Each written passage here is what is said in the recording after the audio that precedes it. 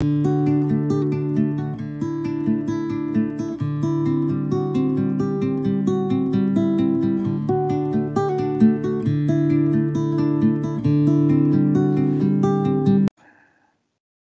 meninas, bom dia, boa tarde, boa noite, tudo bem com vocês?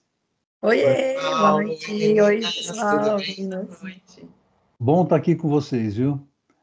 Hoje é o dia 10 de setembro de 2024, nós estamos gravando o programa que vai ao ar amanhã cedo, né, no dia 11/9. Então eu peço para os nossos seguidores que amanhã, a partir das 10 da manhã, assistam ao nosso programa, compartilhem com amigos e familiares, nos ajude a divulgar o programa. O conteúdo é muito interessante para quem gosta de psicologia, para quem gosta de terapia cognitivo-comportamental. O conteúdo é sempre bem interessante, bem agregador de conhecimento. Então, fique com a gente até o final do programa de hoje, tá bom? E vamos lá. Hoje é o nosso programa número 12, e nós vamos falar sobre a dificuldade de lidar com pacientes que falam bastante, que falam em excesso.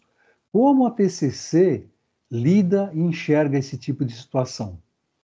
Eu confesso para vocês que quando eu comecei a atender em TCC, uma dificuldade que eu tinha era justamente com pacientes que falavam demais.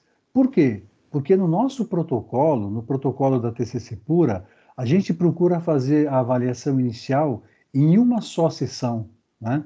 Então, se a gente pega um paciente que fala demais, a gente acaba fazendo essa sessão em 1h30, 2 horas, né? Então, eu tinha bastante dificuldade. Com o tempo, ok, né? Eu aprendi a lidar com isso. Mas eu queria saber qual que é o significado, Cris, de pacientes que falam assim em excesso? Uau, Paulo, pois nós somos grandes investigadores.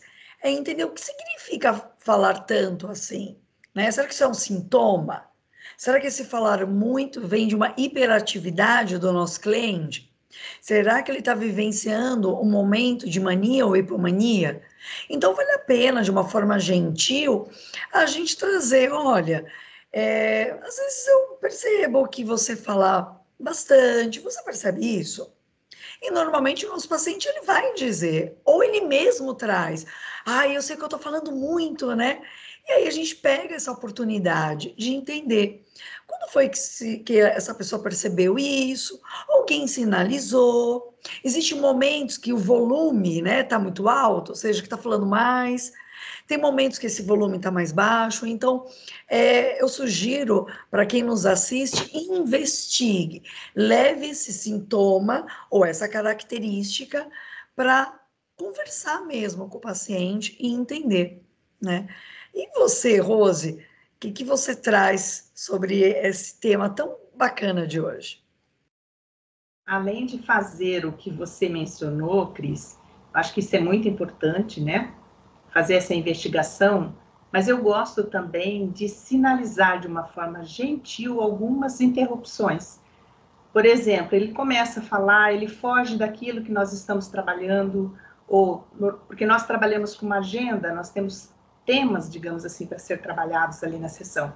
Então, se começa a sair daquilo, então, de uma forma gentil, eu procuro fazer essa interrupção. Então, eu gosto de fazer como se fosse um recorte, recortar aquilo que ele está falando, resumir e fazer uma devolutiva, perguntando para ele, ou, por exemplo, o que está significando aquilo, né? E trazer para o foco, trazer sempre para o foco daquilo que nós estamos trabalhando.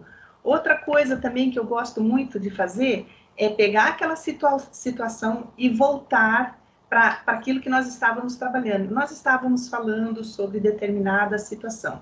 Então, com relação a isso, né? Como é que você sente? Como é que você percebe? Então, sempre fazendo um gancho, buscando trazer o paciente para o foco.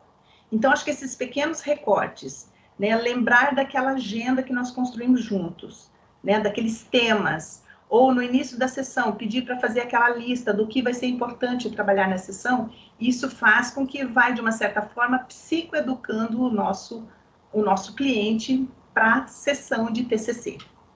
E você, Neuzinha? Como é que você trabalha com esses pacientes?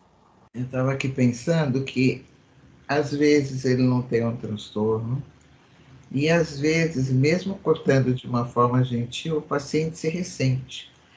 Então, nós podemos combinar com ele, pelo menos no início do processo, até que ele se tranquilize, até que ele perceba que ele não precisa trazer tanta informação para que a gente entenda o que ele quer dizer ou para que a gente possa trabalhar.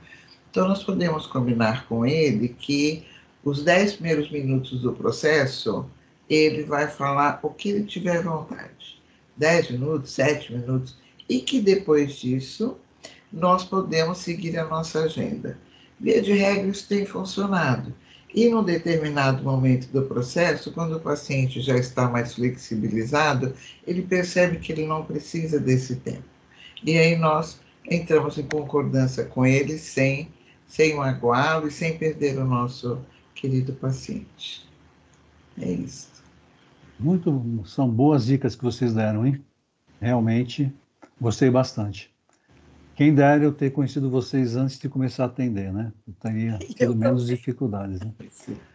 Mas é isso. Eu espero que, então, que as dicas tenham ajudado vocês, né? Que realmente faça diferença na forma como vocês atendem seus pacientes, né? E se lembre de que toda quarta-feira um novo programa entra no ar. Então, deixe seu like e não esqueça de compartilhar o vídeo. Um grande abraço para todas vocês e para vocês também, meninas. Um grande abraço. Beijos. Tchau, até semana. Até.